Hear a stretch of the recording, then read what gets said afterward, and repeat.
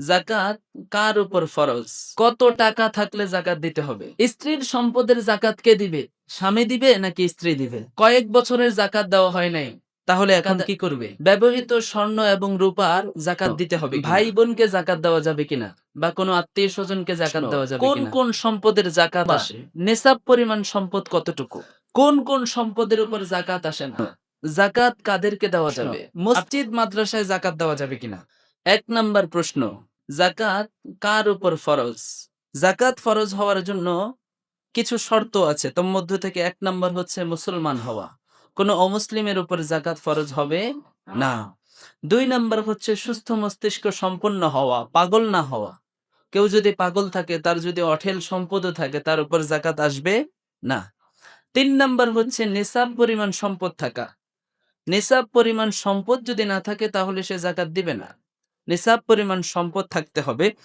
৪ number হচ্ছে যে সম্পদটা নিসাব পরিমাণ থাকবে, সেটা তার মালিকানাধীন থাকতে হবে।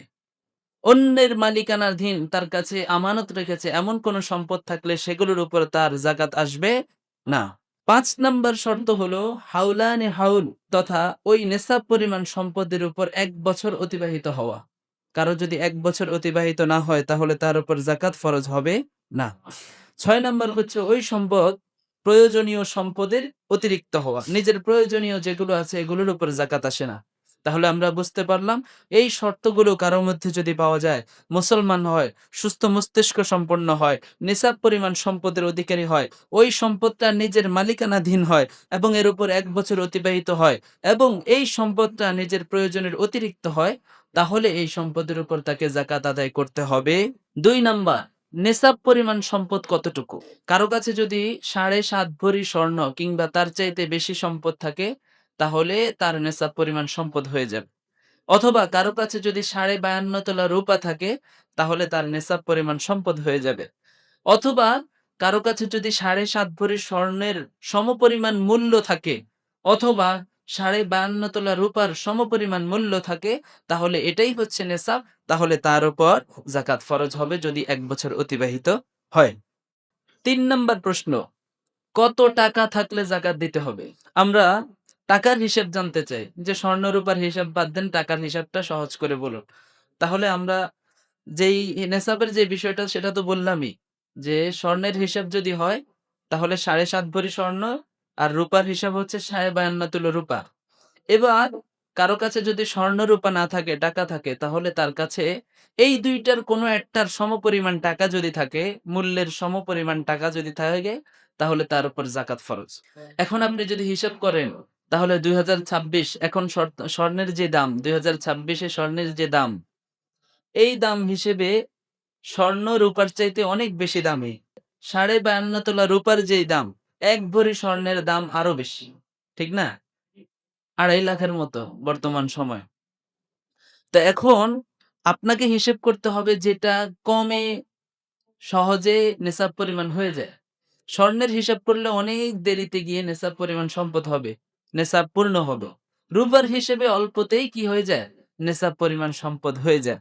এখন যদি বর্তমান প্রাইস ১৮ ক্যারেটের যেই রূপাটা আছে সেটা যদি আমরা হিসেব করি, তাহলে আমি গত সপ্তাহে হিসাব দিয়েছিলাম যে ১,৭২,৬৮৩ টাকা। রূপার হিসাবে ১,৭২,৬৮৩ টাকা যদি কারো কাছে থাকে এবং তার উপর যদি ১ বছর অতিবাহিত হয়, তাহলে তার উপর জাকাত ফরজ। সহজ হিসাব। কত টাকা থাকলে জাকাত ফরজ? ১,৭২,৬৮৩ টাকা। আর এটা হচ্ছে ২০২৬ অনুযায়ী। আগামী বছর এটা পরিবর্তন হয়ে যাবে স্বর্ণ রূপার দামের কারণে। ৪ নাম্বার প্রশ্ন, জাকাত কাদেরকে দেওয়া যাবে? আপনি যাকে তাকে জাকাত দিতে পারবেন না। জাকাত দেওয়ার জন্য আল্লাহ রাব্বুল আলামিন একটি আয়াত নাজিল করেছেন। ওই আয়াতের মধ্যে ৮টি খাতের কথা বলেছেন, যে এই ৮টি খাতের মানুষকে আপনি জাকাত দিতে পারবেন। আয়াতটা হচ্ছে ইন্নামাস সাদাকাতু লিল ফুকারাই ওয়াল মাসাকিন ওয়াল আমিলিনা আলাইহা ওয়াল মুআল্লাফাতি কুলুবুহুম ওয়া ফির রিকাব ওয়াল গারিমিন ওয়া ফি সাবিলিল্লাহি ওয়া বিনিস সাবিল। এই ৮ প্রকার মানুষকে আপনি জাকাত দিতে পারবেন। ১ নাম্বার হচ্ছে ফকির। ফকির হচ্ছে ওই ব্যক্তি মাল্লাহু আদনা শাই, যার সামান্য কিছু আছে, খুব বেশি ধন সম্পদের অধিকারী সে নয়, গরিব। এরকম ব্যক্তিকে আপনি জাকাত দিতে পারবেন। আমরা ফকির বলতে যে ভিক্ষা করে তাকেই বুঝি, আসলে শুধুমাত্র সে তাকেই বোঝানো হয় নাই। যে ব্যক্তি নিজে জাকাত দেওয়ার পরিমাণ সম্পদ যার কাছে নাই, তাকে আপনি জাকাত দিতে পারবেন। যে ব্যক্তি নিজে জাকাত দেওয়ার মতো সম্পদ নাই, তাকে আপনি জাকাত দিতে পারবেন। বাকি এরকম ব্যক্তিকে জাকাত দেওয়ার চাইতে যে ব্যক্তি বেশি গরিব, যার সম্পদ একেবারে নাই, কম, তাকে জাকাত দেওয়া সবচাইতে কি হবে? উত্তম হবে। বাকি আপনি দিতে পারবেন কাকে? যাকে, যে সমস্ত ব্যক্তি নিজে জাকাত দেওয়ার উপযোগী না, নেশাব পরিমাণ সম্পদ যার কাছে নাই, তাকে আপনি জাকাত দিতে পারবেন। বাকি উত্তম হলে তাকে দেওয়া যে বেশি অভাবী, বেশি অনাহারী। তাহলে ১ নাম্বার গেল ফকির। ২ নাম্বার হচ্ছে মিসকিন, যার কিচ্ছু নাই। একবেলা খাবার খায়, পরের বেলার জন্য চিন্তায় থাকে। একদিনের খাবার আছে, পরের দিন কি খাবে এটা নিয়ে পেরেশান থাকে। এই ব্যক্তিকে আপনি জাকাত দিতে পারবেন। ২ নাম্বার মিসকিন। ৩ নাম্বার ওয়াল আমিলিনা আলাইহা, রাষ্ট্রীয়ভাবে যাকে জাকাত উত্তোলনের জন্য নিযুক্ত করা হয়েছে, ওই ব্যক্তিকে জাকাত দিলেও জাকাত আদায় হয়ে যাবে। এখন যেহেতু এটা ইসলামী রাষ্ট্র না, মুসলমান বেশি কিন্তু ইসলামী রাষ্ট্র না, রাষ্ট্রীয়ভাবে জাকাত উত্তোলনের জন্য যে নিযুক্ত করা লোকের দরকার সেগুলো হচ্ছে না, এজন্য সে বিষয়টা আমরা এখানে দেখছি না। বাকি ওদেরকে জাকাত দিলে জাকাত আদায় হয়ে যাবে। ৪ নাম্বার ওয়াল মুআল্লাফাতি কুলুবুহুম, ওই সমস্ত ব্যক্তি, যে সমস্ত ব্যক্তির মন জয় করাটা গুরুত্বপূর্ণ, যে সমস্ত ব্যক্তি ইসলামের জন্য তাদের মন জয় করাটা গুরুত্বপূর্ণ, মুসলমান নয় কিন্তু তাদের মন জয় করাটা গুরুত্বপূর্ণ মুসলমানদের নিরাপত্তার জন্য, মুসলমানদের সার্বিক দিক বিবেচনায়, যাকে জাকাত দিলে সে খুশি হবে, মুসলমানদের ক্ষতি করবে না, মুসলমানদের উপকার হবে, তাকে জাকাত দেওয়া উত্তম। বাকি এই বিধানটা এখন আর নাই। এটা ছিল ইসলামের শুরুর যুগে, যখন মুসলমানদের সংখ্যা অনেক কম ছিল, মুসলমানরা নির্যাতিত ছিলেন, তখন এই বিধানটা কার্যকরী ছিল। কিন্তু এখন যেহেতু সেরকম অবস্থা নাই, এজন্য এই বিধানটা এখন আর নাই। তাহলে আমরা ৪ নাম্বার জানলাম। ৫ নাম্বার হচ্ছে ওয়াফির রিকব, গোলাম আজাদের ক্ষেত্রে, দাস মুক্তিতে। একটা দাস আছে, আপনি তাকে মুক্ত হওয়ার জন্য জাকাতের টাকা দিলেন, তাহলে এটা আপনার জন্য বৈধ হবে। তাহলে দাস মুক্তিতে জাকাতের টাকা দেওয়া কি আছে? জায়েজ আছে। তারপর ৬ নাম্বার ওয়াল গরিমিন, ঋণগ্রস্ত ব্যক্তিকে জাকাতের টাকা দেওয়া যাবে। এমনি ঠিক আছে, সচ্ছল আছে, কিন্তু তার ভেতরে অনেক ঋণ, ঋণ পরিশোধ করার সক্ষমতা এখনো তার আসে নাই, তাহলে আপনি তাকে জাকাতের টাকা দিয়ে কি করতে পারবেন? সহযোগিতা করতে পারবেন। তারপর ৭ নাম্বার ওয়াফি সাবিলিল্লাহ, ওই ব্যক্তি, যে ব্যক্তি জিহাদে আছে, যদিও সে নাকি ধনাঢ্য ব্যক্তি হোক, জিহাদে থাকার কারণে আপনি তাকে কি দিতে পারবেন? জাকাত দিতে পারবেন। তারপর ৮ নাম্বার হচ্ছে ওয়াবিনিস সাবিল, মুসাফির, সে ধনী ব্যক্তি কিন্তু সফরে বের হওয়ার কারণে তার সম্পদ শেষ, ফুরিয়ে গেছে, এখন সে গরিব হয়ে গেছে, তার সম্পদ আছে বাড়িতে, সাথে নাই, তাহলে ওই ব্যক্তিকে আপনি জাকাতের টাকা দিয়ে সহযোগিতা করতে পারবেন। তাহলে আমরা জানতে পারলাম ৮ শ্রেণীর মানুষ এমন আছে যাদেরকে আপনি জাকাতের টাকা দিতে পারবেন। ১ নাম্বার হচ্ছে ফকির, ২ নাম্বার হচ্ছে মিসকিন, ৩ নাম্বার হচ্ছে যেই ব্যক্তিকে রাষ্ট্রীয়ভাবে জাকাত উত্তোলনের জন্য নিযুক্ত করা হয়, ৪ নাম্বার হচ্ছে ইসলামের জন্য যার মন জয় করাটা গুরুত্বপূর্ণ এমন অমুসলিম। তারপর ৫ নাম্বার হচ্ছে দাস মুক্তি, ৬ নাম্বার হচ্ছে ঋণগ্রস্ত ব্যক্তিকে, ৭ নাম্বার হচ্ছে মুজাহিদ, ৮ নাম্বার হচ্ছে মুসাফির। এই ৮ ব্যক্তিকে জাকাতের টাকা দেওয়া যাবে। ৫ নাম্বার প্রশ্ন, কাদেরকে জাকাত দেওয়া যাবে না? ৬ শ্রেণীর মানুষকে জাকাত দেওয়া যাবে না। কয় শ্রেণী? ৬ শ্রেণী। ১ নাম্বার হচ্ছে বাবা মা কিংবা তাদের ঊর্ধ্বতন ব্যক্তিবর্গ। বাবা মা, দাদা দাদি, নানা নানি, এই ধরনের উপরে যারা আছে ওদেরকে জাকাত দিলে জাকাত আদায় হবে না। কারণ আপনার বাবা মার ভরণ পোষণের দায়িত্ব আপনার। আপনি যদি তাদেরকে জাকাত দিতে হয়, তাহলে আপনি ভরণ পোষণটা দিলেন কই? এজন্য তাদেরকে জাকাত দেওয়া যাবে না। ২ নাম্বার, নিজের ছেলে মেয়ে, নাতি নাতনি, এদেরকেও জাকাত দিলে আদায় হবে না। কারণ ছেলে মেয়ের দায়িত্ব কার? আপনার। নাতি নাতনির যদি সমস্যা থাকে, তাহলে সেটাও দেখাশোনার দায়িত্ব আপনার। তাদেরকে জাকাতের টাকা দেওয়া যাবে না। ৩ নাম্বার, নিজের স্ত্রীকে জাকাতের টাকা দিলে হবে না। নিজের স্ত্রীকে, স্ত্রীকে যদি আপনার জাকাত দেওয়া লাগে, তাহলে স্ত্রীর উপর যে ভরণ পোষণের দায়িত্ব আল্লাহ আপনাকে দিয়েছেন, সেটা আপনি পালন করলেন কই? এজন্য স্ত্রীকে জাকাতের টাকা দেওয়া যাবে না। ৪ নাম্বার, কোন অমুসলিমকে জাকাতের টাকা দেওয়া যাবে না। যদিও নাকি সে অনেক বেশি দরিদ্র হোক, যদিও সে অনেক গরিব হোক, ফকির হোক, দরিদ্র হোক, অসহায় হোক, জাকাতের টাকা তাকে দেওয়া যাবে না। তাকে যদি আপনি দিতে চান, অন্যান্য তহবিল থেকে দিতে পারবেন, অন্যান্য সাদাকা করতে পারবেন, অন্যান্য ত্রাণ দিতে পারবেন, কিন্তু জাকাতের টাকা তাকে দিলে আদায় হবে না। 5 নাম্বার, ধনী ব্যক্তিকে জাকাত দিলে জাকাত আদায় হবে না। এটা তো আমরা স্পষ্টই বুঝি। ধনী ব্যক্তিকে জাকাতের টাকা দিলে আদায় হবে না, কারণ সে ব্যক্তি নিজেই অন্যকে জাকাত দিবে, তাকে কেন আমরা জাকাত দিব? তাহলে ধনী ব্যক্তিকে জাকাত দিলে জাকাত আদায় হবে না। তবে 3 প্রকারের ধনী ব্যক্তিকে জাকাত দেওয়া যাবে, যেটা আমরা আগেই বলেছি। 1 নাম্বার হচ্ছে যে ব্যক্তি মুজাহিদ, সে ধনী হলেও মুজাহিদ হওয়ার কারণে তাকে জাকাত দেওয়া যাবে। 2 নাম্বার হচ্ছে মুসাফির, সে ধনী কিন্তু পথের মধ্যে এখন তার হঠাৎ হাত ফুরিয়ে গেছে, টাকা খালি হয়ে গেছে, টাকার কোনো ব্যবস্থা নাই, হঠাৎ করে দরিদ্র হয়ে গিয়েছে, বাড়িতে সম্পদ আছে, ওই ব্যক্তিকে জাকাত দিতে পারবেন। আর 3 নাম্বার হচ্ছে ওয়াল আমিলিনা আলাইহা, জাকাত উত্তোলনের কাজে রাষ্ট্রীয়ভাবে যাকে নিযুক্ত করা হয়েছে, এই 3 প্রকার ধনীকে জাকাত দেওয়া যাবে, এছাড়া অন্য কোনো ধনীকে জাকাত দেওয়া যাবে না। 6 নাম্বার, বনু হাশেম, বনু হাশেমের লোককে জাকাত দিলে জাকাত আদায় হবে না। গত সপ্তাহে বলেছিলাম আল্লাহ রসুল সাল্লাল্লাহু আলাইহি ওয়াসাল্লাম তার বংশ কখনো জাকাতের টাকা খেতেন না। একবার হযরতে হুসাইন রাদিয়াল্লাহু তাআলা আনহু জাকাতের জিনিস থেকে একটা খেজুর মুখে দিয়ে দিয়েছেন। তারপর আল্লাহ রসুল দেখার সাথে সাথে তার গলা চেপে ধরলেন আর বললেন, কিখ কিখ, ফেলো, এগুলো তোমার জন্য বৈধ নয়। আলা তাআলাম আন লা নাকুলা সাদাকা, তুমি কি জানো না যে আমরা সদকা খাই না, জাকাত খাই না?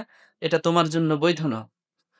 তো আমরা জানতে পারলাম 6 শ্রেণীর মানুষকে জাকাত দেওয়া যাবে না। 1 নাম্বার হচ্ছে বাবা মা বা তার উপরের ব্যক্তিবর্গ, 2 নাম্বার হচ্ছে ছেলে সন্তান বা তার নিচের ব্যক্তিবর্গ, 3 নাম্বার হচ্ছে স্ত্রী, 4 নাম্বার হচ্ছে অমুসলিম, 5 নাম্বার হচ্ছে ধনী, 6 নাম্বার হচ্ছে বনু হাশিম। 6 নাম্বার প্রশ্ন, ভাই বোনকে জাকাত দেওয়া যাবে কিনা বা কোনো আত্মীয় স্বজনকে জাকাত দেওয়া যাবে কিনা? উত্তর কি? ভাই বোন যদি জাকাত নেওয়ার মতো উপযুক্ত হয়, ভাই বোন যদি গরিব হয়, তাহলে ভাই বোনকে জাকাত দেওয়া যাবে যে তাই নয়, বরং ভাই বোনকে জাকাত দেওয়া উত্তম, সওয়াব আরো কি হবে? বেশি হবে। আত্মীয় স্বজন যদি জাকাতের উপযুক্ত হয়, জাকাত গ্রহণের উপযুক্ত হয় যদি আত্মীয় স্বজন, তাহলে তাকে জাকাত দেওয়া বৈধ নয়, বরং তাকে জাকাত দেওয়া উত্তম। কারণ তাকে আপনি জাকাত দিলে জাকাতটাও আদায় হবে এবং আত্মীয়তার সম্পর্ক আরো কি হবে? বৃদ্ধি পাবে, আরো মজবুত হবে। এজন্য নিজের ভাই বোন যদি গরিব হয়, তাহলে ভাই বোনকে আপনি জাকাত দিতে পারবেন। নিজের আত্মীয় স্বজন যদি কেউ দরিদ্র থাকে, গরিব থাকে, তাহলে তাদেরকে জাকাত দিতে পারবেন, ওই সমস্ত ব্যক্তিবর্গ ছাড়া, যেটা আমরা আলোচনা করেছিলাম। 7 নাম্বার প্রশ্ন, কোন কোন সম্পদের জাকাত আসে? 6 প্রকারের সম্পদের জাকাত আসে। কয় প্রকার? 6 প্রকার। 1 নাম্বার হচ্ছে স্বর্ণরূপা। স্বর্ণরূপা যদি স্বর্ণ যদি 7.5 ভরি হয়, রূপা যদি 52.5 তোলা হয়, তাহলে এগুলোর কি আসবে? জাকাত আসবে। তারপর 2 নাম্বার হচ্ছে নগদ টাকা। কারো কাছে স্বর্ণরূপা না থাকে, কিন্তু স্বর্ণরূপার নেসাব পরিমাণ সম্পদ নগদ টাকা থাকে, যেটা 2026-এ 1,72,683 কথা বললাম। এই পরিমাণ সম্পদ যদি কারো কাছে থাকে, তাহলে তাকে জাকাত দিতে হবে। 3 নাম্বার, পাওনা টাকা। পাওনা টাকার উপর জাকাত আসে। অর্থাৎ আপনি কারো কাছে 5 লক্ষ টাকা পান, আপনার কাছে এখন সম্পদ নেই, কিন্তু 5 লাখ টাকা যে পান, ওইটা তো আপনার সম্পদ, আপনি পান, তাহলে ওই টাকার উপর আপনার জাকাত আসবে, যদি ওই টাকাটা পাওয়ার আশা থাকে। যাকে আপনি দিয়েছেন সে আপনাকে দিয়ে দিবে, আজ না হোক কাল, এবছর না হোক আগামী বছর। তাহলে যদি পাওয়ার আশা থাকে, তাহলে ওই টাকার উপর কি আসবে? জাকাত আসবে। 3 নাম্বার গেল। 4 নাম্বার হচ্ছে ব্যবসার পণ্য। যেই পণ্যগুলো দিয়ে আপনি ব্যবসা করেন, সেই পণ্যগুলোর উপরে কি আসবে? জাকাত আসবে। আপনার দোকানের যা পণ্য আছে, সবগুলো পণ্যের উপর জাকাত আসবে। কিন্তু আপনার দোকানের এই ব্যবসার যে সমস্ত মেশিনারি জিনিস, দোকান, তারপরে ফ্যান, ইন্টেরিয়র, তারপরে দোকানের ফ্রিজ, যেগুলো আপনার ব্যবসার কাজে লাগে, যেগুলো বিক্রি করছেন না, ওগুলোর উপরে জাকাত নেই। বিষয়টা স্পষ্ট? যে সমস্ত বিষয় আপনি বিক্রি করেন, সেগুলোর উপর জাকাত আসবে, কিন্তু বিক্রির কাজে সহযোগী যে সমস্ত মেশিনারি জিনিস, ইন্টেরিয়র ইত্যাদি আছে, এগুলোর উপরে কি আসে না? জাকাত আসে না। 5 নাম্বার হচ্ছে কৃষি পণ্য, ফসল। 6 নাম্বার হচ্ছে গবাদি পশু। এই 6 প্রকারের সম্পদের উপর কি আসে? জাকাত আসে। এছাড়া অন্য কোন সম্পদের উপর জাকাত আসে না। 8 নাম্বার প্রশ্ন, কোন কোন সম্পদের উপর জাকাত আসে না? 14 প্রকারের সম্পদের উপর জাকাত আসে না। কত প্রকার? 14 প্রকারের সম্পদের উপর জাকাত আসে না। 1 নাম্বার হচ্ছে ব্যবহৃত জমি। 2 নাম্বার দোকান, কারখানা, গুদাম বা এগুলোর মধ্যে যে আসবাবপত্রগুলো আপনার আছে, ব্যবসার জন্য যে আসবাবপত্র, মেশিনারি জিনিসগুলো, দোকান, কারখানা, গুদাম, এই সমস্ত বিষয়ের উপর কি আসবে না? যাকাত আসবে না। ৩ নাম্বার, বসবাসের ঘরবাড়ি, যেই বাড়িটাতে আপনি থাকেন, ওই বাড়িটা যদি ১০০ কোটি টাকা দামেরও হয়, ওইটার উপর কি আসবে না? যাকাত আসবে না। যে ফ্ল্যাটটাতে আপনি থাকেন, ওই ফ্ল্যাটটা যদি ১ কোটি টাকা দামেরও হয়, ওইটার উপর কি আসবে না? যাকাত আসবে না। তারপর ৪ নাম্বার, ১ বছরের কম বয়সী গবাদি পশুর উপর যাকাত আসে না। ১ বছরের কম বয়সী গবাদি পশুর উপর কি আসে না? যাকাত আসে না। ৫ নাম্বার, ব্যবহৃত পোশাক। ব্যবহৃত পোশাক যত দামি হোক, যেগুলো আপনার ব্যবহারের কাজে লাগে, সেই সমস্ত ব্যবহৃত পোশাকের উপর কি আসবে না? যাকাত আসবে না। অত যত দামি হোক। কিন্তু যদি ওই ব্যবহৃত পোশাকের মধ্যে স্বর্ণ থাকে, রূপা থাকে, তাহলে ওই স্বর্ণ এবং রূপার উপর কিন্তু যাকাত আসবে। ওই স্বর্ণ এবং রূপা ছাড়া এমনি ব্যবহৃত পোশাক যত দামি হোক না কেন, সেগুলোর উপরে কি আসে না? যাকাত আসে না। তারপর ৬ নাম্বার, অধ্যয়নের বই, অনেক বাড়তি বই যেগুলো আপনি পড়েন, আপনার পাঠের কাজে লাগে, এই বই যদি লাখ লাখ টাকা দামেরও হয়, তাহলে ওই বইয়ের উপর কি আসবে না? যাকাত আসবে না। ৭ নাম্বার, বাসা ও অফিসের জিনিসপত্র। বাসার মধ্যে আপনার আলমারি আছে, খাট আছে, টেবিল আছে, গ্লাস আছে, ফ্রিজ আছে, অনেক কিছু আছে, তাই না? এই সমস্ত জিনিসের উপরে কি আসবে না? যাকাত আসবে না। তারপরে অফিসের উপরে, অফিসের ইন্টেরিয়র, চেয়ার, টেবিল, অফিসের এ সমস্ত পানির ফিল্টার, ফ্রিজ, এই এগুলোর উপর কোনো যাকাত নাই। ৮ নাম্বার, গৃহপালিত হাঁস, গৃহপালিত মুরগি, গৃহপালিত পশু পাখি, এগুলোর উপর যাকাত আসে না। এগুলোর উপর কি আসে না? যাকাত আসে না। ৯ নাম্বার, চলাচলের গাড়ি, যেই গাড়িতে করে আপনি চলেন, প্রাইভেট কার হোক, মোটরসাইকেল হোক, সাইকেল হোক, যেটাই আপনার ব্যবহারের কাজে লাগে, চলাচলের জন্য আপনি যেগুলো ব্যবহার করেন, ব্যবসার জন্য নয়, সেই সমস্ত বিষয় এগুলোর উপরে কি আসে না? যাকাত আসে না। এগুলো যত দামি হোক না কেন। আপনার যদি BMW গাড়ি থাকে, ওটাতে যদি আপনি চলাচল করেন, ওটার উপর যাকাত আসবে না। আপনার যদি R15 থাকে, ওটা দিয়ে যদি আপনি চলাচল করেন, ওটার উপরে কি আসবে না? যাকাত আসবে না। তারপর ১০ নাম্বার, যুদ্ধাস্ত্র অথবা যুদ্ধের সরঞ্জাম। যুদ্ধের জন্য যে সমস্ত সরঞ্জাম কেনা হয়, যুদ্ধের জন্য যে সমস্ত পোশাক কেনা হয়, সেগুলো যত দামি হোক না কেন, এগুলোর উপর যাকাত নাই। তারপর ১১ নম্বর, ১ বছরের কম বয়সী নেশাবযোগ্য সম্পদ। আপনার কাছে নেশাব পরিমাণ সম্পদ আছে, কিন্তু সেগুলোর উপর ১ বছর অতিবাহিত হয় নাই, তাহলে ওইটার উপর যাকাত আসবে? যাকাত আসবে না। তারপর ১২ নাম্বার, ব্যবসার জন্য নয় এমন পুকুরের মাছ, ব্যবসার জন্য নয় এমন বাগানের ফল, ব্যবসার জন্য নয় এমন মাঠের ফসল, এই সমস্ত কিছুর উপর যাকাত আসবে না। আপনার ফসলের জমি আছে, সেগুলো আপনি ব্যবসা করবেন না, নিজের খাবারের জন্য। পুকুর আছে, পুকুরটা আপনি মাছ মাঝে মাঝে এই মাছ ধরেন, খান, ব্যবসার জন্য নয়, এগুলোর উপর কোনো কি আসবে না? যাকাত আসবে না। তারপর ১৩ নাম্বার, সরকারি সম্পদ। আপনার হাতে আছে কিন্তু এটা আপনার না, এটা কার? সরকারি। তো ওই সম্পদ যদি আপনার আয়ত্তে থাকে আপাতত, এটা সরকারি সম্পদ, ওইটার উপর কোনো যাকাত নাই। তারপর ১৪ নাম্বার, ঋণ পরিশোধের জন্য জমাকৃত সম্পদ। আপনার কাছে ৫ লক্ষ টাকা আছে, ৫ লক্ষ টাকা আছে, আপনি এই টাকাটা জমাচ্ছেন, কারণ আপনার কাছে আরেকজন ৬ লক্ষ টাকা পায়। এখন এই ৫ লাখ টাকা যদিও নাকি নেশাব পরিমাণ সম্পদের অন্তর্ভুক্ত, যেহেতু আরেকজন আপনার থেকে এর চাইতে বেশি টাকা পায়, তাহলে আপনার উপর এই টাকার উপর কি আসবে না? যাকাত আসবে না। ঋণ পরিশোধের জন্য জমাকৃত সম্পদের উপর যাকাত আসে না। তাহলে আমরা জানলাম ১৪ প্রকারের সম্পদের উপর যাকাত আসে না। ৯ নম্বর প্রশ্ন, পাওনা টাকার যাকাত কে দিবে? আপনার কাছে কেউ টাকা পায় বা আপনি কারো কাছে টাকা পান, ৫ লাখ টাকা পান। এখন এই ৫ লক্ষ টাকার যাকাত কে দিবে? যে মালিক সে দিবে নাকি যার কাছে আছে সে দিবে? উত্তর হচ্ছে যে মালিক সে দিবে। কারণ টাকাটা হচ্ছে তার। সে ব্যক্তি আবার তাকে দিয়ে দিতে হবে। আপাতত তার কাছে আছে। কিন্তু যে মালিক, যাকাতটা তাকেই দিতে হবে, যার কাছে আছে সে টাকার যাকাত দিবে না। ১০ নাম্বার, পাওনা টাকাকে যাকাত হিসেবে দেওয়া যাবে কিনা? একজন গরিব মানুষকে ১০,০০০ টাকা ধার দিয়েছে। এখন ধার দেওয়ার পর দেখলো যে ওই গরিব মানুষ টাকাটা ঘোরাচ্ছে, দিচ্ছে না। আজ দিবে কাল দিবে বলে দিচ্ছে না। তারপর আপনার জাকাতও আসলো ১০,০০০ টাকা। তা আপনি চিন্তা করলেন জাকাত যেহেতু আমাকে দিতেই হবে, তাহলে নতুন করে না দিয়ে ওই যে আমি তার কাছে ১০,০০০ টাকা পাই, সেও গরিব, আমি তাকে ওই টাকাটা জাকাত হিসেবে দিয়ে দিলাম। এইটা করা বৈধ কিনা? উত্তর হচ্ছে না। এভাবে জাকাত দিলে জাকাত হবে না। আপনি যখন জাকাতটা দিবেন, ওই দেওয়ার সময় নিয়ত করা শর্ত। দেওয়ার সময় নিয়ত করা শর্ত। কিন্তু আপনি তাকে যখন টাকা দিয়েছিলেন তখন আপনার উপর জাকাত আসে নাই। আপনি তাকে ধার হিসেবে দিয়েছেন, জাকাতের নিয়ত করেন নাই। পরবর্তীতে আপনি নিয়ত করতেছেন। এই পরের নিয়তটা ধর্তব্য নয়। বিষয়টা স্পষ্ট? পাওনা টাকাকে জাকাত হিসেবে দেওয়া যাবে কিনা? উত্তর হচ্ছে না। বরং জাকাতের টাকা আপনি যখন গরিবকে দিবেন, এই দেওয়ার সময় নিয়ত করা শর্ত। পাওনা টাকা দেওয়ার সময় আপনি তাকে ধারের নিয়ত করেছেন, আপনি তাকে জাকাতের টাকা দেওয়ার নিয়ত করেন নাই। ওই টাকা দিয়ে জাকাত দিলে জাকাত বৈধ হবে না। হ্যাঁ, ও আপনাকে দিয়ে দিল। দিয়ে দেওয়ার পরে আপনি হাতে টাকা পাওয়ার পরে মনে করলেন যে জাকাতের টাকা তাকে দিলেই বেশি ভালো হবে। তাহলে আপনি তাকে দিতে পারেন। ১১ নাম্বার, ব্যবহৃত স্বর্ণ এবং রূপার জাকাত দিতে হবে কিনা?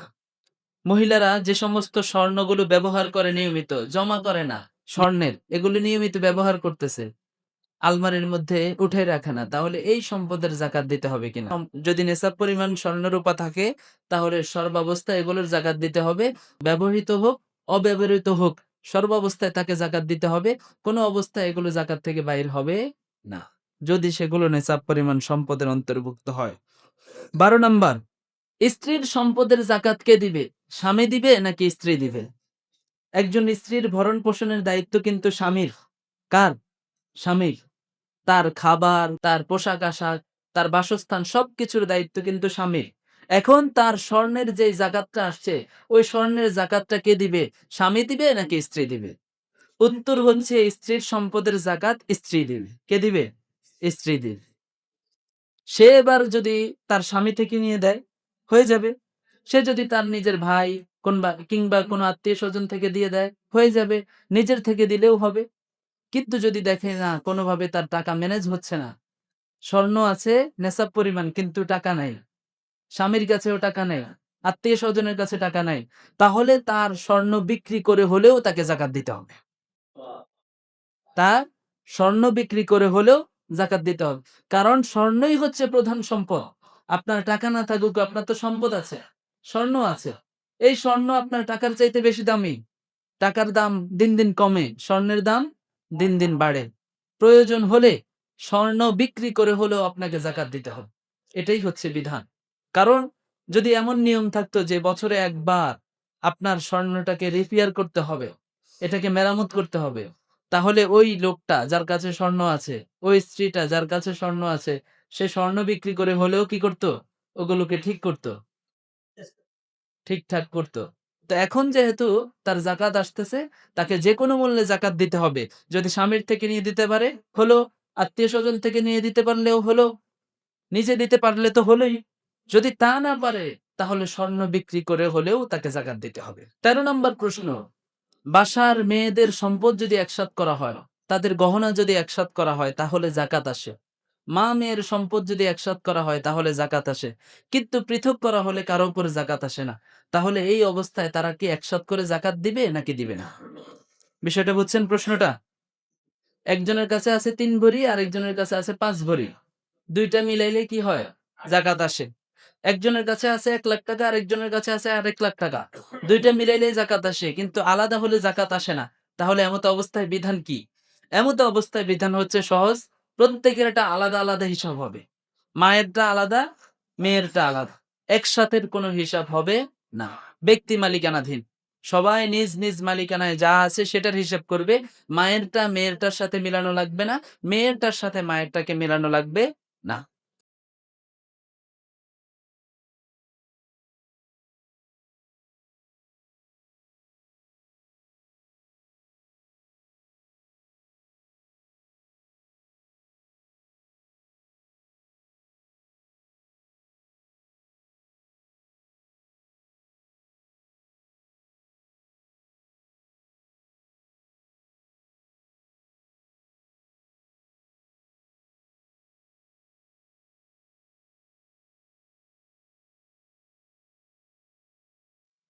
কাছে আছে 4 লাখ টাকা, নিজের কাছে আছে কত লাখ?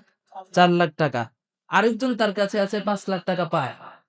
এখন সে 4 লাখ টাকার উপর যদিও জাকাত আসে, ওই 5 লাখ টাকা আদায় করলে তার আরো 1 লাখ টাকা শর্ট পড়ে, তাহলে এই ব্যক্তির জাকাত আসবে না, কারণ সে আরো 1 লাখ টাকার শর্টে আছে, তার টাকা নেই, নিসাব পরিমাণ সম্পদ নেই। কিন্তু যদি এমন থাকে তার কাছে 10 লাখ টাকা আছে, আরেকজন তার কাছে 5 লাখ টাকা পায়, ওই 5 লাখ টাকা আদায় করার পরেও তার কাছে আরো 5 লক্ষ টাকা বেঁচে থাকে, তাহলে ওই 5 লক্ষ টাকা আদায় শেষে এই 5 লক্ষ টাকার যে জাকাত, এই জাকাত তাকে দিতে হবে, কারণ এই 5 লক্ষ টাকা জাকাতের নেসাব পরিমাণ সম্পদের উপযোগী। তাহলে ঋণগ্রস্ত ব্যক্তির জাকাতের বিধান হচ্ছে ঋণটা পরিশোধ করার পর তার সম্পদটা কেমন আছে এটা দেখতে হবে। তার সম্পদ যদি নেসাব পরিমাণ সম্পদের অতিরিক্ত হয় বা সে পরিমাণ হয়, তাহলে তার উপর জাকাত আসবে।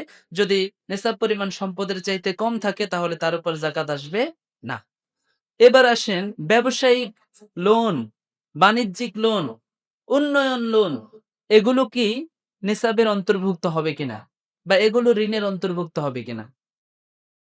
উত্তর হচ্ছে ব্যবসায়িক লোন, উন্নয়ন প্রকল্পের লোন, এগুলো ঋণগ্রস্তের তালিকার মধ্যে আসবে না, ঋণের মাসালার মধ্যে আসবে না। আপনি দেখবেন কোটিপতিদের ঋণ আরো বেশি, তারা ব্যাংকের কাছে আরো বেশি লোন নিয়ে রাখে। এখন এগুলো যদি আপনি হিসাব করেন, তাহলে তার জাকাতই দেওয়া লাগবে না, সে আরো জাকাত খাওয়ার উপযোগী। এই জন্য ব্যবসায়িক লোন, বাণিজ্যিক লোন, এগুলোর এই লোনের মধ্যে এগুলো অন্তর্ভুক্ত হবে না, সেগুলো আলাদা, এগুলো বাদে আপনি হিসাব করবেন। বাণিজ্যিক লোন এগুলো ধর্তব্য হবে না। 15 নম্বর প্রশ্ন, মসজিদ মাদ্রাসায় জাকাত দেওয়া যাবে কিনা? উত্তর হচ্ছে মসজিদে কোনো অবস্থায় জাকাত দেওয়া যাবে না। মসজিদে আপনি দান করবেন, দানের অনেক সওয়াব, মসজিদে অনেক বেশি বেশি দান করবেন, কিন্তু জাকাতের টাকা মসজিদে দেওয়া যাবে না, মসজিদে কোনোভাবে জাকাত দেওয়া বৈধ হবে না। 2 নম্বর হচ্ছে মাদ্রাসা, মাদ্রাসার মধ্যে মাদ্রাসার উন্নয়ন প্রকল্প যদি হয়, মাদ্রাসার ভবন নির্মাণ করবেন, মাদ্রাসার আরো অনেক জাঁকজমকপূর্ণ করবেন, বড়সড় করবেন, তাহলে এই সমস্ত খাতে আপনার জাকাতের টাকা দেওয়া যাবে না। কিন্তু যদি মাদ্রাসার মধ্যে লিল্লা ফান্ড থাকে, বেশিরভাগ মাদ্রাসার মধ্যে লিল্লা ফান্ড আছে, গোরবা ফান্ড আছে, যেই ফান্ডগুলো থেকে শুধুমাত্র গরিবদেরকে সহযোগিতা করা হয়, যারা টাকা দিয়ে খেতে পারে না, মিসকিন, অসহায়, গরিব অথবা এতিম, এই ধরনের যে সমস্ত ছেলেগুলো আছে, ছাত্রগুলো আছে, ওদের টাকার ব্যবস্থা ওই ফান্ড থেকে করা হয় শুধুমাত্র গরিবদের জন্য, তাহলে ওই ফান্ডে আপনার জাকাতের টাকা দেওয়া বৈধ। এছাড়া উন্নয়ন প্রকল্পে জাকাতের টাকা দেওয়া যাবে না। তাহলে মসজিদে কোনোভাবে জাকাত দেওয়া যাবে না, মাদ্রাসায় জাকাতের টাকা দেওয়া যাবে শুধুমাত্র লিল্লা ফান্ডে, গোরবা ফান্ডে, যেই ফান্ডের মধ্যে শুধুমাত্র কারা হকদার হয়? এতিম, মিসকিন, গরিব ছাত্ররা। 16 নম্বর, শাড়ি লুঙ্গি দিয়ে জাকাত আদায় করলে বৈধ হবে কিনা? আমাদের সমাজের মধ্যে একটা প্রচলন আছে, জাকাতের শাড়ি, জাকাতের লুঙ্গি আছে না, জাকাতের শাড়ি, জাকাতের লুঙ্গি। তো এই জাকাতের শাড়ি, জাকাতের লুঙ্গি বলে এমন কিছু বোঝানো হয় যেগুলো একবার ধোয়ার পর পরের বার আর পরার মতো অবস্থা থাকে না, মানে রং উঠে শেষ, একদম নরমাল যেগুলো আছে এগুলোকে বলে জাকাতের শাড়ি, জাকাতের লুঙ্গি। এই ধরনের শাড়ি লুঙ্গি দিয়ে জাকাত দেওয়া এটা অত্যন্ত একটা গর্হিত কাজ। জাকাতের শাড়ি বলতে কোনো শাড়ি নেই, জাকাতের লুঙ্গি বলতে কোনো লুঙ্গি নেই।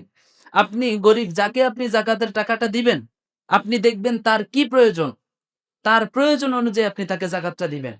তার শাড়ির প্রয়োজন নাই, তার লুঙ্গির প্রয়োজন নাই, লুঙ্গি অনেক আছে, আপনি তাকে 200 টাকার একটা লুঙ্গি দিয়ে দিলেন জাকাত হিসেবে, হবে? হবে না। এজন্য জাকাতের শাড়ি বলতে কোনো কথা নাই, জাকাতের লুঙ্গি বলতে কোনো লুঙ্গি নেই। আপনি যদি কাউকে শাড়ি দেন, লুঙ্গি দেন, উন্নত মানের গুলো দিবেন, যেটা সে ভালোভাবে পড়তে পারবে, যেটা ভালো সময় লাস্টিং করবে, এরকম দিবেন। এক ধোয়ার পর আর পরা যাবে না, এমন দিলে এমন দেওয়ার চাইতে না দেওয়াই ভালো। তাহলে আমরা জানলাম জাকাতের শাড়ি, জাকাতের লুঙ্গি বলতে কোনো লুঙ্গি না।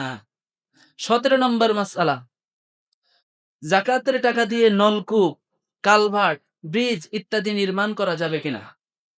আপনি জাকাতের টাকা দিলেন, এখানে একটা টিউবওয়েল বসালেন, আস্তে রাস্তার মধ্যে যেই পথিকগুলো যাবে, এই পথিকগুলো পানি পান করবে, একটা ব্রিজ করে দিলেন, সেখান দিয়ে মানুষ হাঁটাচলা করবে, এটা করা যাবে কিনা? উত্তর হচ্ছে না।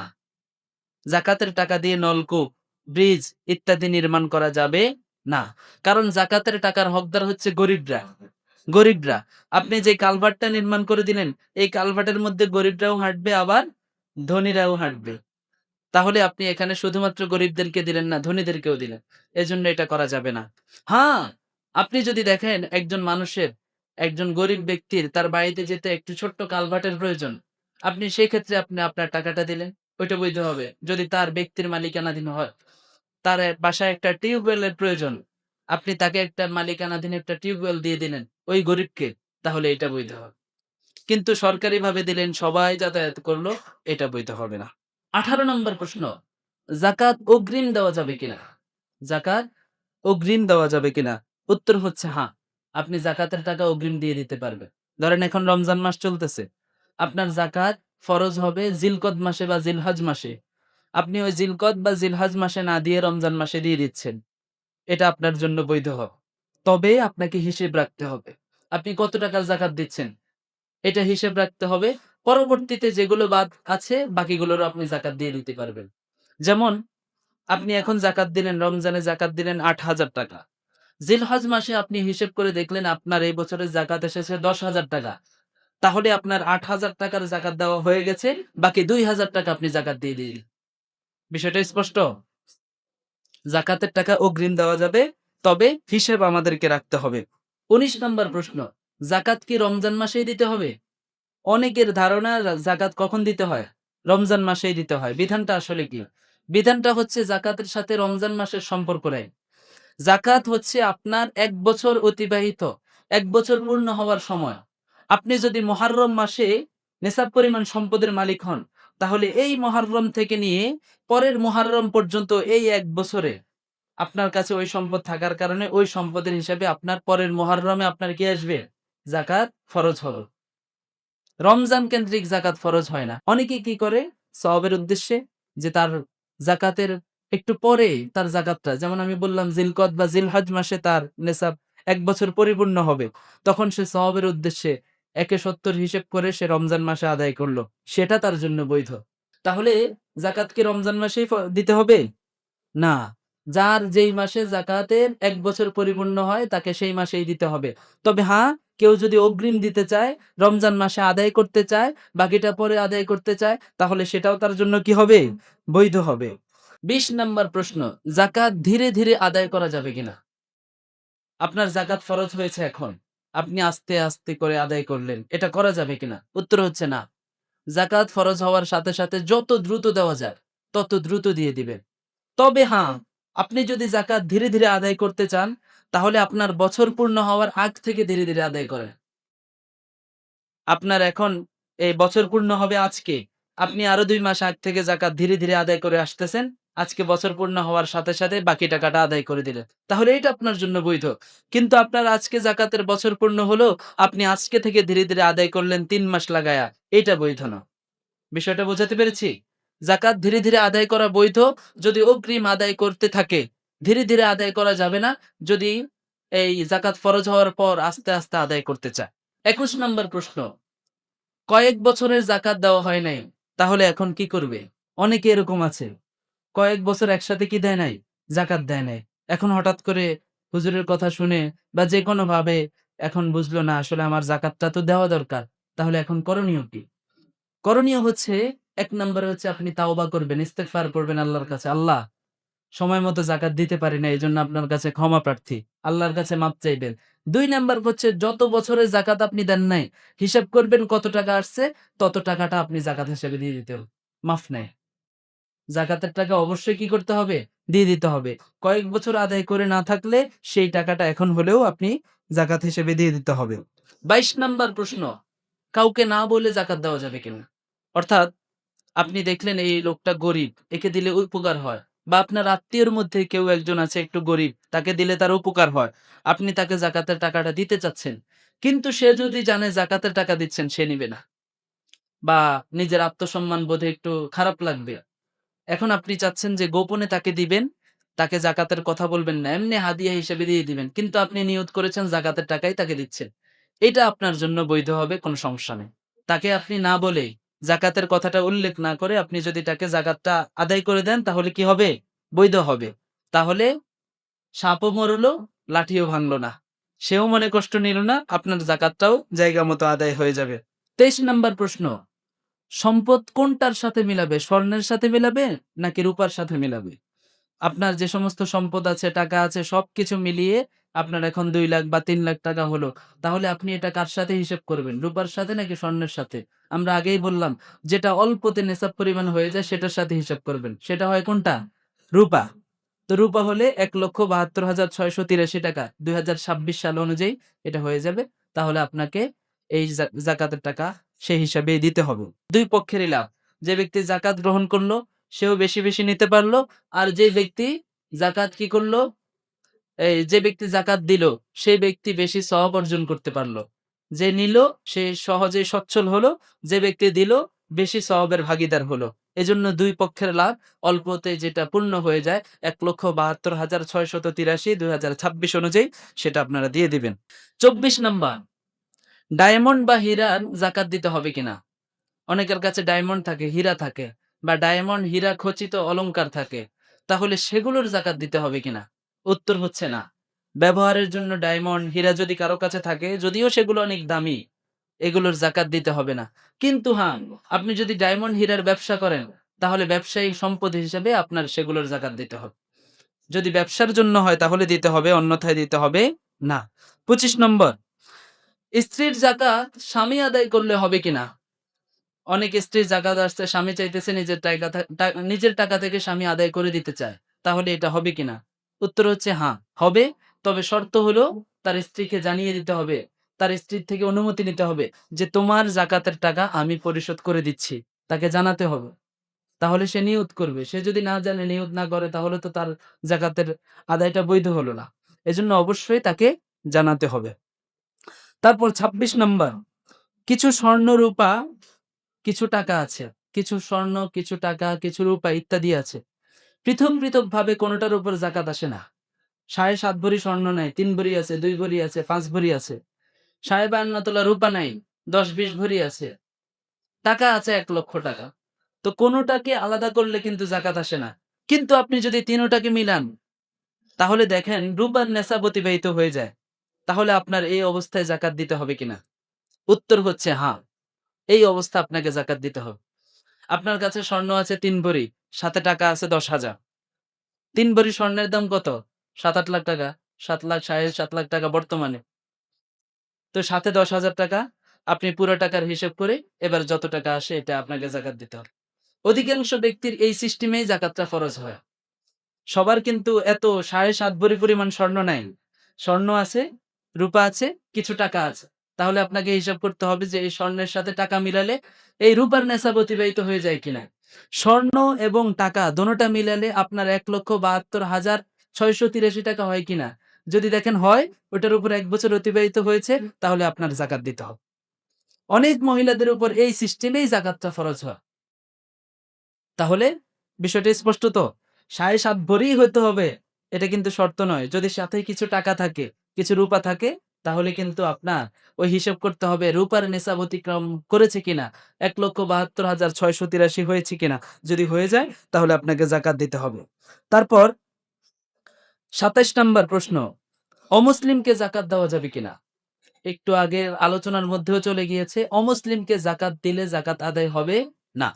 অমুসলিমকে যদি আপনি সহযোগিতা করতে চান, সাহায্য করতে চান, আর্থিকভাবে তাকে সচ্ছলতা দিতে চান, তাহলে আপনি অন্যান্য খাতের টাকা দিতে পারেন, ত্রাণের টাকা দিতে পারেন, অন্যান্য তহবিল থেকে দিতে পারেন। কিন্তু যাকাতের টাকা তাকে দিলে আদায় হবে না। যাকাতের টাকা তাকে দিলে কি হবে না? আদায় হবে না। ২৮ নাম্বার মাসআলা, যাকাত কি হিসেবে দিবে? বাজার মূল্য হিসেবে নাকি বিক্রয় মূল্য হিসেবে? আপনার কাছে এখন যে স্বর্ণটা আছে, আপনি বাজারে কিনতে গেলে সেটার দাম ২,৬০,০০০ টাকা। আবার যদি আপনি বিক্রি করতে চান ৪০% কেটে নিবে, সেটার দাম আরো কমে আসবে। তাহলে আপনি কি বাজার মূল্য হিসেবে দিবেন না বিক্রয় মূল্য হিসেবে দিবেন? উত্তর হচ্ছে বিক্রয় মূল্য। আপনি এখন বিক্রি করতে গেলে সেটার দাম কত আসে? তাহলে সেই হিসেবে দিবেন। বাজারে কত চললো না চললো সেটা জানার দরকার নাই আপনার। আপনার হচ্ছে কি বিক্রয় মূল্য, আপনি এখন বিক্রি করলে কত আসবে? আপনার দোকানে পণ্য আছে, আপনি এখন বিক্রি করতে গেলে কত টাকা আসবে? সেই হিসাবে আপনাকে যাকাতের টাকা দিতে হবে। ২৯ নাম্বার প্রশ্ন, সরকারকে ট্যাক্স দিলে যাকাত দিতে হবে কিনা? ২৯ নাম্বার প্রশ্ন, সরকারকে যদি আপনি ট্যাক্স দেন, তারপরে আপনাকে যাকাত দিতে হবে কিনা? উত্তর হচ্ছে হ্যাঁ, সরকারকে ট্যাক্স দিলেও কি হবে? জাকাত দিতে হবে। সরকারের ট্যাক্স এক হিসাব, জাকাত আরেক হিসাব। এটাতে আপনাকে জাকাত দিতে হবে। ৩০ নম্বর প্রশ্ন, বেনামাজিকে জাকাত দেওয়া যাবে কিনা? যে ব্যক্তি নামাজ পড়ে না, ওই ব্যক্তিকে আপনার জাকাত দিলে জাকাত আদায় বৈধ হবে কিনা? উত্তর হচ্ছে, বেনামাজি যদি নামাজকে অস্বীকারী না হয়, এমনি অলসতার কারণে মাঝে মাঝে পড়ে, মাঝে মাঝে পড়ে না, কিন্তু নামাজকে ভালোবাসে, নামাজকে স্বীকার করে, ওগুলোতে কোনো সমস্যা নেই, ইমানে কোনো সমস্যা নেই, মাঝে মাঝে অলসতার কারণে পড়ে না, তাহলে ওই ব্যক্তিকে আপনি জাকাত দিতে পারবেন। কিন্তু বেনামাজি যদি এমন হয়, নামাজের ধার ধারে না, মসজিদের ধারে ধারে না, নামাজকে মানে পড়ার জন্য প্রয়োজন বলেই মনে করে না, মুশরিক টাইপের যদি হয়ে যায়, তাহলে ওই বেনামাজিকে জাকাত দিলে জাকাত আদায় হবে না। ৩১ নম্বর মাসালা, জাকাতের টাকা দিয়ে ত্রাণ দেওয়া যাবে কিনা? জাকাতের টাকা দিয়ে ত্রাণ দেওয়া যাবে কিনা? উত্তর হচ্ছে না, জাকাতের টাকা দিয়ে ত্রাণ দেওয়া যাবে না। কারণ ত্রাণ যে কোনো মানুষকে দেওয়া যায়, ধনীকেও দেওয়া যায়, গরিবকেও দেওয়া যায়। এই যে বন্যার মধ্যে অনেক মানুষ ক্ষতিগ্রস্ত হয়েছে, তখন ধনীদেরকেও ত্রাণ দেওয়া হয়েছে। তো ওই টাকাটা আপনি যদি জাকাতের টাকা সেখানে দেন, অনেক ধনীদের কাছে চলে যেতে পারে। এজন্য জাকাতের টাকা দিয়ে ত্রাণ দেওয়া যাবে না। ৩২ নাম্বার, হজ বা বিয়ের জন্য জমাকৃত সম্পদের জাকাত দেওয়া লাগবে কিনা? অর্থাৎ আপনি হজে যাবেন, ৭-৮ লাখ টাকা লাগবে, ৬-৭ লাখ টাকা আপনি এখন জমাইছেন ৪ লক্ষ টাকা। ওই ওই ৪ লাখ টাকার উপর ১ বছর অতিবাহিত হলো, আপনার জাকাত দিতে হবে কিনা? উত্তর হচ্ছে হ্যাঁ, আপনার সেই টাকার কি দিতে হবে? জাকাত দিতে হবে। ৩৩ নাম্বার, কি দিয়ে জাকাত দেওয়া উত্তম? শাড়ি লুঙ্গি দিয়ে জাকাত দিবেন নাকি অন্য কিছু দিয়ে? এটার জন্য সহজ হচ্ছে, গরিবের প্রয়োজন বুঝে আপনি তাকে জাকাত দিবেন। যাকে আপনি জাকাত দিবেন তার জন্য কোনটা হলে সবচাইতে ভালো, সেটা আপনি জাকাত দিবেন তাকে। অনেক সময় দেখা যায় আপনি তাকে দিচ্ছেন একটা, তার প্রয়োজন আরেকটা, তখন সমস্যা হয়ে যায়। আপনি অনেক টাকাই দিলেন কিন্তু তার কাজে আসলো না। তো এমনটা করা যাবে না। বিশেষ করে খেয়াল রাখবেন, জাকাতের টাকা এমন ভাবে দিবেন যেন আপনি এই বছর তাকে জাকাত দেওয়ার পর আগামী বছর সেও জাকাত দিতে পারে। এই বছর এমন কিছু দিয়ে আপনি তাকে জাকাত দিবেন, যেই কিছুর মাধ্যমে তার কর্মসংস্থানের ব্যবস্থা হয়ে যাবে। তারপর আগামী বছর এই কর্মসংস্থান থেকে সে কর্মজীবী হয়ে কাজ করে পরের বছর সে নিজেও জাকাতের টাকা দিতে পারবে। এরকম যেন হয়ে যায়, এমন ভাবে দিবেন। যেমন একজন মহিলাকে আপনি একটা সেলাই মেশিন কিনে দিলেন, একজন ভাইকে যে অটো চালাতে আগ্রহী, তাকে আপনি একটা অটো কিনে দিলেন, সিএনজি কিনে দিলেন। তারপরে একটা দোকান নির্মাণ করে দিলেন, সেটার মধ্যে ব্যবসা শুরু করলো। যদি এটা করে দেন, তাহলে সে আস্তে আস্তে করে স্বাবলম্বী হয়ে আগামী বছর সে নিজেও জাকাত দেওয়ার উপযুক্ত হয়ে যেতে পারে। এরকম ভাবে জাকাত দেওয়া উত্তম। এমন ভাবে জাকাত দিবেন যেন যাকে আপনি জাকাত দিয়েছেন আগামী বছর সে নিজে জাকাত দিতে পারে, সে আর দরিদ্র না থাকে, যদি সম্ভব হয়। যদি আপনার এত টাকা না থাকে, সম্ভব না হয়, তাহলে আর তো কিছু করার নাই। যেভাবে উত্তম মনে করবেন সেভাবে দিবেন। একটা বাছুর কিনে দিলেন, ছাগল কিনে দিলেন, গাভী কিনে দিলেন, যেভাবে উত্তম হয়। ৩৪ নম্বর প্রশ্ন, অপরিশোধিত মোহরের জাকাত দেওয়া লাগবে কিনা? অর্থাৎ স্ত্রী, তার কাছে কিছু সম্পদ আছে বা কিছু সম্পদ নাই, যাই হোক, কিন্তু সে তার স্বামীর কাছে ৬ লক্ষ টাকা দেন মোহর পা। ওই ৬ লক্ষ টাকা তো সে পায়, তার পাওনা টাকা। আমরা আগে বলেছি পাওনা টাকার উপর কি আসে? জাকাত আসে। তাহলে এই মোহর, পাওনা মোহরের উপর জাকাত আসবে কিনা? উত্তর হচ্ছে না। মোহরের পাওনা যদি থাকে, তাহলে ওই মোহরের পাওনার উপর কি আসবে না? জাকাত আসবে। ৩৫ নম্বর প্রশ্ন, পাওনা মোহর সম্পদ থেকে কাটা হবে কিনা? অর্থাৎ আপনি আপনার স্ত্রীর মোহর এখনো দেন নাই, আপনার এখন সম্পদের হিসাব করতেছেন, আপনি ১০ লাখ টাকা আছে, এটা থেকে জাকাত দিবেন। এখন আপনি সম্পদ থেকে আপনার স্ত্রীর মোহর দেন নাই। চিন্তা করলেন আপনার স্ত্রী তো আপনার কাছে ৫ লাখ টাকা পায়, এজন্য ৫ লাখ টাকা বাদ দিয়ে বাকি ৫ লাখ টাকার হিসাব করতেছে। উত্তর হচ্ছে কি, এভাবে করা যাবে না। আপনার পুরোটারই জাকাত দিতে হবে। যেমন নাকি স্ত্রী অপরিশোধিত মোহর এই থাকলে সেগুলোর জাকাত দিতে হয় না, ঠিক তেমনি ভাবে আপনি যদি মোহর পরিশোধ না করে থাকেন, তাহলে ওই পরিশোধ না করা মোহর আপনার সম্পদ থেকে কাটতে পারবেন না, ওইটা জাকাত দিতে হবে। এবার বাড়তি আরেকটা মাসালা বলি। ৩৫টা মাসালা আলোচনা করলাম। আশা করি সবাই জাকাত সম্পর্কে মৌলিক একটা গুরুত্বপূর্ণ ধারণা পেরেছেন। আশা করি অনেক বড় একটা গুরুত্বপূর্ণ ধারণা পেয়েছেন। পান নাই? জাকাত সম্পর্কে একদম স্পষ্ট করে আমি অনেক কষ্ট করে সাজিয়েছি। অনেকভাবে এগুলোকে জোগাড় করে আপনাদের কাছে যেন সহজ হয়, বলতে যেন সহজ হয়, আপনাদের বুঝতে যেন সহজ হয়, এগুলোকে অনেক কষ্টে জোগাড় করে আপনাদের সামনে এভাবে বললাম। শেষ একটা মাসালা বলি। অনেকের একটা ভুল ধারণা, সে বলে আমাদের নেশাব পরিমাণ সম্পদ হওয়ার পরে যে সম্পদটা হবে ওগুলো থেকে জাকাত দিতে হবে নাকি পুরোটা থেকে জাকাত দিতে হবে? অর্থাৎ ১,৭২,৬৮৩ টাকা এটা হলে তার নেশাব হয়ে যায়। এখন তার কাছে আছে ৩,০০,০০০ টাকা। এখন সে কি পুরো ৩,০০,০০০ টাকা দিবে নাকি ১,৭২,০০০ বাদ দিয়ে বাকিটার জাকাত দিবে? বলেন তো কোনটার দিবে? পুরোটার দিবে। পুরোটার দিবে। এই কয়েকদিন আগেও আমাকে একজন প্রশ্ন করল। তো আমার মানে হাসিই লাগলো যে এটা মানুষের কেমনে ধারণায় আসলো। তো দেখলাম না এটা অনেকের মনে এই প্রশ্নটা আসে। স্বাভাবিক, প্রশ্ন আসাটা স্বাভাবিক। তো এটা হচ্ছে উত্তর হচ্ছে পুরোটাই দিবে। যাই হোক যাকাত নিয়ে আমরা খুবই গুরুত্বপূর্ণ আলোচনা করলাম। মানে আপনাকে অন্য কেউ টাকা দিয়েছে? হ্যাঁ, মানে আপনার কাছে আছে কিন্তু এটা আপনার টাকা না। এটা আমরা আলোচনা করেছিলাম আমাদের আলোচনার মধ্যেই গিয়েছে। এই টাকার যাকাত আসবে না। এই টাকার মালিক যে তার যাকাত আসবে। আচ্ছা আল্লাহ রাব্বুল আলামিন আমাদেরকে বোঝার তৌফিক দান করুক।